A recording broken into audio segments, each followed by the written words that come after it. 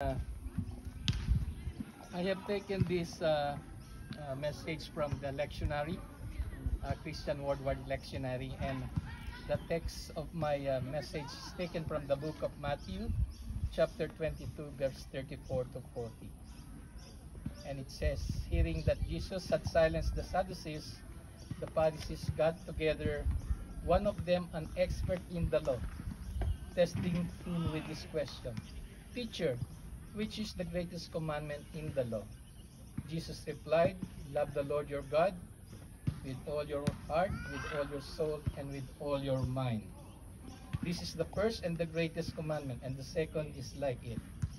Love your neighbor as yourself. All the laws and the prophets hang on these two commandments. So before I continue on with the message, let's just pray. Lord, will you help me deliver this message today according to your will? Open my mouth as your servant proclaim your word in the power of the Holy Spirit. I pray that the Holy Spirit will open the hearts of the listeners who assembled here to receive your commandments and write them in their hearts, to remind them always of your love to all of your creation. In Jesus I pray. Amen. Amen. So we know that the reply of Jesus was straightforward, right? And this was agreed by the one who asked the question himself, which is a scribe. When we say a scribe, he is the so-called expert in the law of Judaism. And he said in the book of Mark, chapter 12, verse 32 to 34, you are right, teacher, you have truly said that he is one, and there's no other besides him.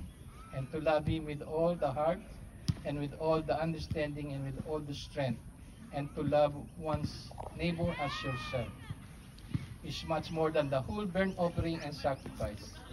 And when Jesus saw that he answered wisely, he said to him, you are not far from the kingdom of God. And after that, no one dared to ask him any more question. So looking at these verses, the words that they talk about, so what do you think are the words and verses that have significance? What is the importance that they are trying to communicate? Alright? So the biggest for me of all the word is love, God, hearts, mind on ourselves. Ang daming lumilipad. So with this, let's try to explore some of the importance of this word being mentioned. Let us try to understand the meaning of the phrase. Naligo naman ako ha. So let us try to understand the meaning of the phrase to ourselves and how to respond with the words given to us, so that it may give us wisdom and that we will be able to apply it in our life as we exercise our faith in living and dealing with God and with our fellow men. So let's talk about God. In the commandment, it is God whom we should love with all our hearts and mind, but we cannot love God if we do not know Him, isn't it? We cannot love anyone or somebody if he is not at all in our life. So how can we love somebody if you're not even talking to him, right? Or not even communicating? How can you tell you love somebody when you do not spend time together? Just like the partners or the wife. You can just say, okay, I love you, but all the time you don't have any time for your children, neither any time for your loved one. So it is very hard, and especially if you don't have any personal knowledge of the person or of the one whom you are loving. For many Christian believers, God is the center of the universe. He is the center of our life, center of relationship to others. And if we wanted to treat others in a godly manner, we have to put Christ or Jesus or God in the center of our relationship. In Genesis chapter 1 verse 1 it says, in the beginning God created the heavens and the earth, for in Him all things were created, things in heaven and on earth, visible or invisible, whether thrones or power or rulers or authorities. All things have been created through Him and for Him. This is in Colossians chapter 1 verse 1 to 16. Sorry, chapter 1 verse 16. This is how powerful who God is. He is our creator, creator of all the things in this world. Before humankind were created, everything was created first so that we would have not lacking in anything that we needed, such as the trees, the plants, the air that we breathe, the livestock and animals for meat for us to eat, and so are the fishes in the sea and all the living things for our own consumption. Everything was provided for, even the water that we drink and the life that we are now enjoying.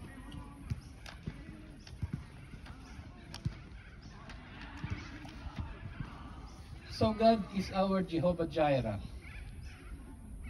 And we would also know that God is a loving God, and He has shown this in many ways. We listen to the prayer of His people, and one of the greatest manifestation of God's love is that, remember the Israelites that they were before slaves to the Egyptian, but because God loves justice and He listened to the prayer of His people, we read in the Bible on how God freed Israel by His power and miracles. God plagued the Egyptian 10 times in order for the Egyptian to be freed from the slaveries. And when God plagued the Israelite, it caused even the death of caused the death of Pharaoh's firstborn son, and the deaths of all firstborn animal. The crossing in the Red Sea is a display of miracle and power of God beyond anyone's imagination. God parted the sea in order that the Israelites of more than a million people walk on the dry land of the Red Sea while being chased by the Egyptian armies in chariots. All of the Israelites was able to cross the Red Sea unharmed, but not the Egyptian, because all of the Egyptian armies were drawn when God put back the sea on its status, in its natural status. Such is the love of God to those whom He cares, and to those whom He has in covenant with. His love does not end by giving them freedom alone. He also organized them. He gave them leaders of every tribe besides Moses, being the overall leader. He listened to their concern. He gave them rules and commandments for them to live morally and be at peace with one another.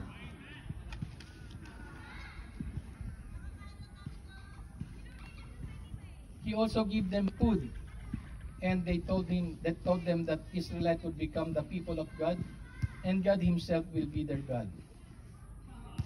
He also give them the responsibility as they are building the tabernacle in the desert. He trains and created an army for Israel to fight any enemies. Out of the people who come from slavery, God created a nation. In all of these things, God shows on how He honored His covenant with Isaac, Jacob, and Abraham.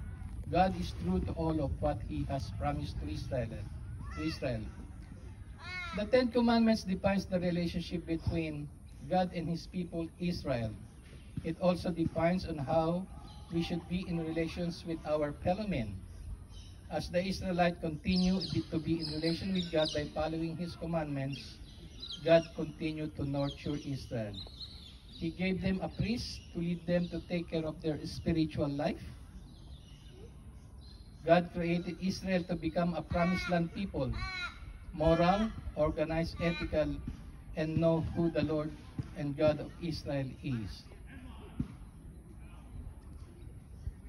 As you draw near to God, He will also draw near to you. His love never fails. This is our God, Almighty and Omniscient. The Great Commandment involves also our person. It talks about you and me. It is a relationship between God and His people and our relationship with our fellow men. I have mentioned to you some of the characteristics of whom God is, some of the things which I know, which I have found it biblically, and what I have experienced in the past. For me to know God, who God is to know Jesus as well. Because in John chapter 10 verse 30, it was told by Jesus himself, I and the Father are one. And in John chapter 14 verse 10 to 12, it says, do you not believe that I am in the Father and the Father in me? The words that I speak to you, I do not speak on my own authority, but the Father who dwells in me does the work. Believe me that I am in the Father and the Father in me, or else believe me for the sake of the words themselves. The character of Jesus is the same as that of the Father. Jesus was with the Father from the beginning of the time and was described in the book of John chapter 1 verse 1 to 4 and 14. And it says, in the beginning was the Word, and the Word was with God, and the Word was God. He was with God in the beginning. Through him all things were made. Without him nothing was made that has been made. In him was life, and the life was the light of mankind. The Word became flesh and made his dwelling among us. We have seen his glory, the glory of the one and only Son who came from the Father, full of grace and truth. There are also many who testified that Jesus was the Son of God. As we know in the baptism of Jesus by John the Baptist, as it was written in all the Gospel, even God himself testified that Jesus was his beloved Son. If you look at Mark chapter 1 verse 9 to 11, it says, in those days, Jesus came from Nazareth of Galilee and was baptized by John in the Jordan. And when he came out of the water, immediately he saw that the heavens being torn open,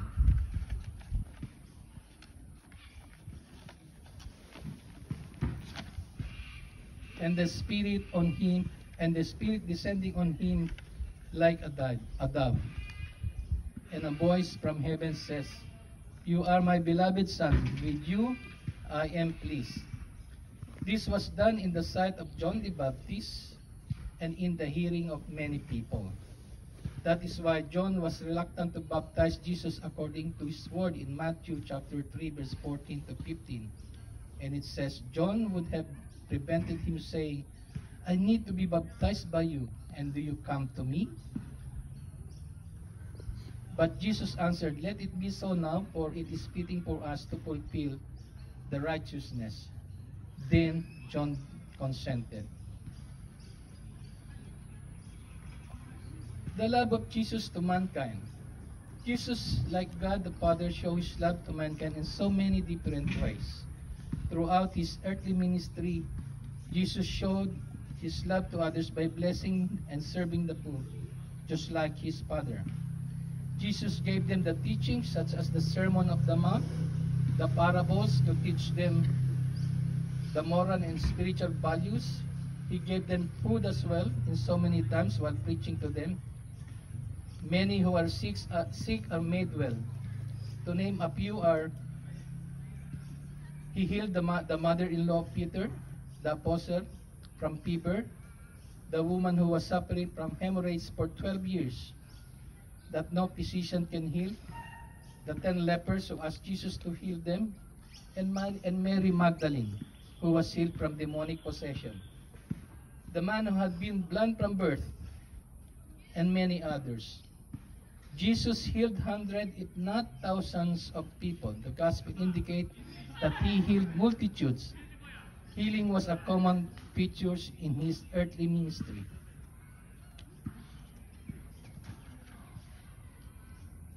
And so with teaching, organizing, and feeding in order to help the poor, the destitute, and the needy. The love of Jesus to his Father was shown in so many ways. The Bible speaks that Jesus was always in communion with the Father. We would remember that Jesus spent 40 days and 40 nights in the mountain just to pray for his Father, praying and fasting.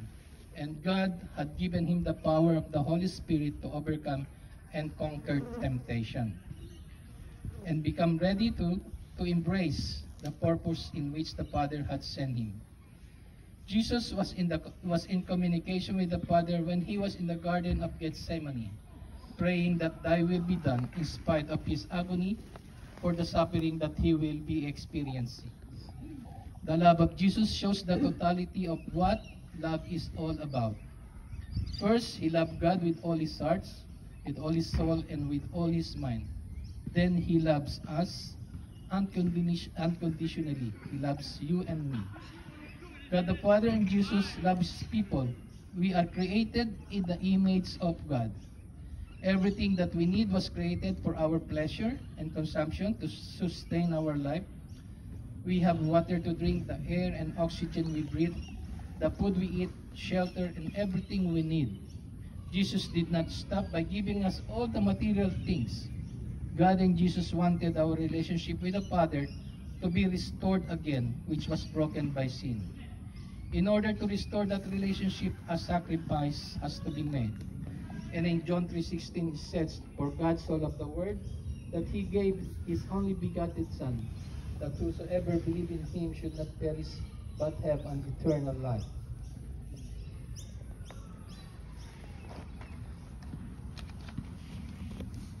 The life of Jesus was sacrificed and his blood was spilled for us to be forgiven of our sins, and our relationship with the Father was restored once again. Jesus did not sin, yet he accepted all our sins and the sins of the world, that whosoever believe in him might be saved from eternal death, which was brought about by sin. So Jesus gave us a pattern on how to live our life, how to be in a relationship while honoring God and loving our fellow men.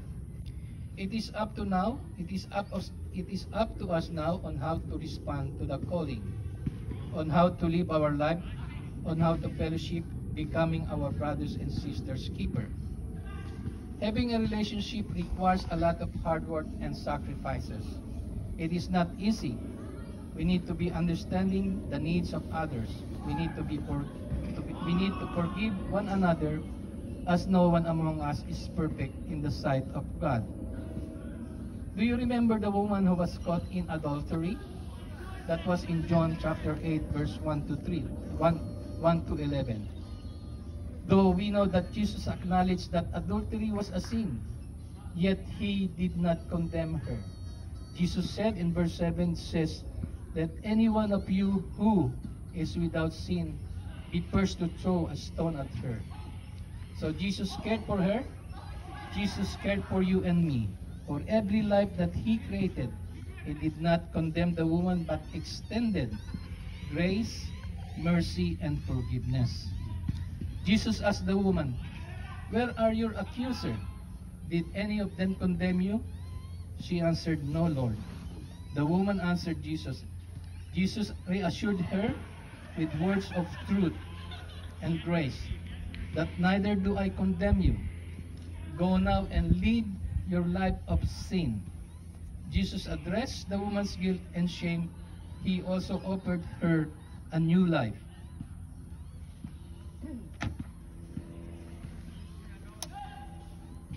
He offered her forgiveness by saying those words of assurance. Jesus is the giver of many second chances. For who among us just sinned once and no more? No, not any one of us. I myself was a recipient of his many forgiveness. So good relationship requires sacrifice. Every Christian on this world would know how Jesus sacrificed his life, and by God, for you and me.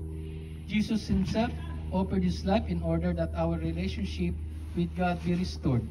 It was broken by sin, by our foreparents, Adam and Eve. But for sin to be forgiven, a spilling of blood is required from the one who sacrificed. In the olden days, for someone to be forgiven by sin, they need to make a sin offering. A spotless goat or a lamb is required for a sin offering, burnt offering, and other ceremonial rituals before they are cleansed from their sins. The offering of spotless goat or a lamb takes the place of the one offering it for the forgiveness of his sins. Take note, the word is spotless, meaning you cannot just offer any of your goat or lamb. It should be spotless, meaning perfect. It should be a perfect offering. And in the new covenant of our Bible, he was We as a Christian believers believe Jesus gave his life for us for our redemption from our sins.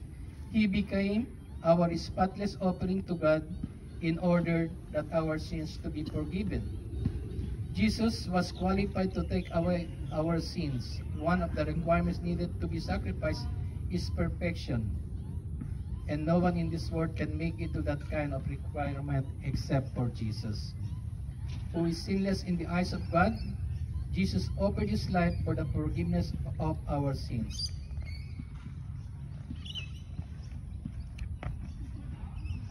He took all the punishment of what the world can give. Because we cannot redeem ourselves from sin, God has compassion on us and pays the price, canceling our debt to him. The price paid and the sacrifice was made to accomplish our redemption was nothing less than the death of his Son, Jesus Christ. In Hebrews chapter 9, verse 15, it says, only the death of Christ could take away our sins. Christ died and on his blood as the atoning sacrifice. He himself is the atonement for our sins, and not ours only, but also for the whole world. So what an amazing love of God to mankind. This is how God and Jesus loves you. He loves you and me, for everyone who acknowledges him as the Lord and Savior. God is great and he is good. So with this, which I have told you, the greatest commandment, the question there is, how do we respond to this love of God, Knowing that God did not withhold even the life of our Lord Jesus Christ. He gave us all things we needed in this life. Looking back on the greatest commandment, how do we obey and respond to his command? The Bible would help us to know on how we should respond on this question. First thing we have to do is to put the Lord first in our life and focus your thoughts and live on him. So why do we have to do this? God promised that when we put him in our life, we can get the right directions of our life should be. In Matthew chapter 6, verse 33, it says, but seek ye first the kingdom of God and all of his righteousness, and all these things shall be added unto you. By seeking the will of God in our life, we will be sure that our relationship with God will be pleasant, for he will guide us and provide our needs, both in physical and in spiritual. He will give us wisdom when we ask him to guide us in our decision making. Making an important decision in life is vital, such as choosing a partner in life,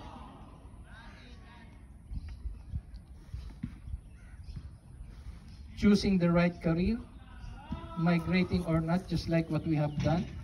It's not easy, because whatever your decision may be, those decisions will affect your life sooner or later, or one way or another. In the message given by Ken the last time he preached, he says, whatever you plant, you shall reap. The same is true with our decision making. You make the right decision, you harvest the benefits of your right decision. You make the wrong decision, you suffer the consequences. Therefore, in order for us to make it right, always seek the counsel of God or the people whom God sent in your way. With God in your life, you can never be wrong.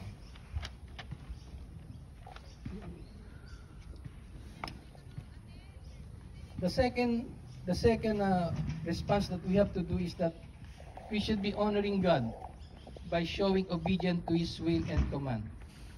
We as a person are relational being, and we have people in our life to whom we are in relations with. We should be at peace with ourselves. It is important that we should be at peace with ourselves and loving our being. It is because we are created in the image of God. In Genesis chapter 1, verse 26 to 25, it says, then God said, let us make man in our image. So God created man in his own image. In the image of God, he created him, male and female. Jesus is the image of God. The Bible says in Colossians chapter 1, verse 15, it says, He is the image of the invisible God, the firstborn of all creation.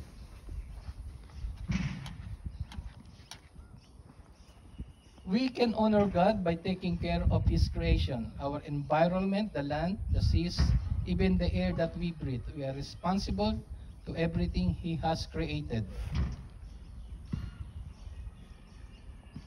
We also honor God by taking care of ourselves.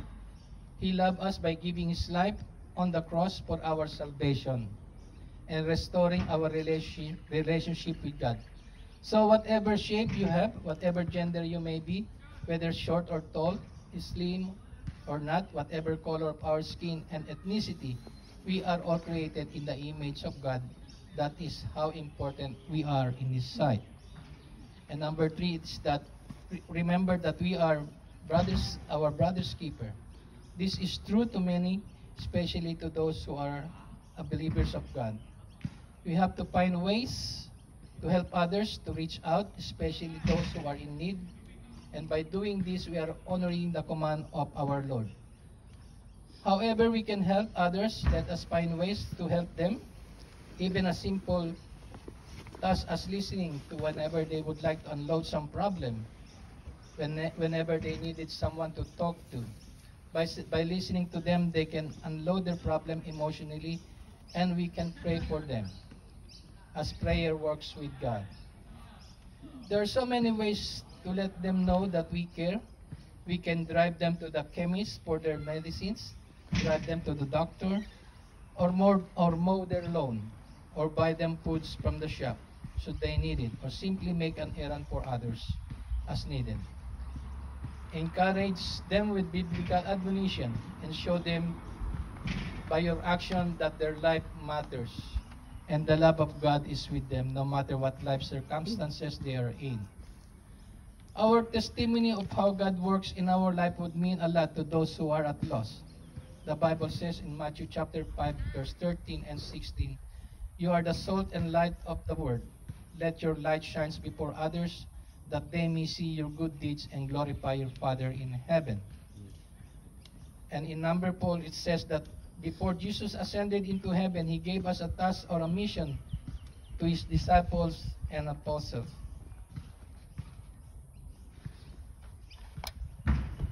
In the book of Matthew chapter 28, verse 18 to 20, it says, Then Jesus came and said to them, All authority in heaven and on earth has given to me. Therefore go and make disciples of all nations, baptizing them in the name of the Father and of the Son and of the Holy Spirit, and teaching them to obey everything I have commanded you. And surely I am with you always to the end of the mess of the age. This message of Jesus telling us to love our God and Jesus Christ, who is the Son of God. Loving God does not only include serving and loving one another, but loving including all of His creation. Following Jesus' life shows how He interacted with others and how He loved God. Surely not everyone can become a minister or a pastor, but each one of us was given a gift by God to be able to use in the ministry. Some of us are very good in hospitality. Others are exemplary on their givings for their tithes and offering. Others are very good in listening to others. Music and singing are also other gifts,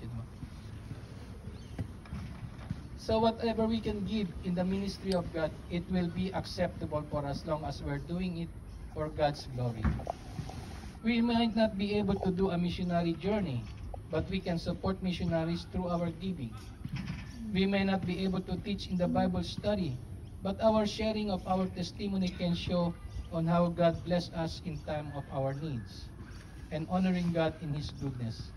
We can communicate God to other people in so many ways.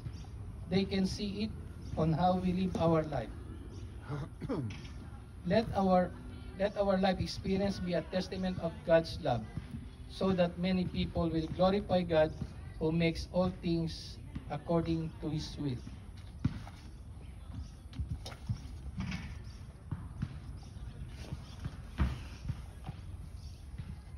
And finally, what do we achieve in knowing and following the great commandment? So knowing the greatest commandment and living with it will give us a spiritual, ethical, and moral advantage in our life. Obedience to the commandment brings freedom, personal growth, protection from danger, and many other temporal and spiritual blessings. Ultimately, our obedience can lead us to eternal life in the presence of the Heavenly Father. Identifying this blessing can inspire us and others to obey the commandments and live together harmoniously while still living in this world, which He created to enjoy, for us to enjoy. To God be the glory. So let's just pray.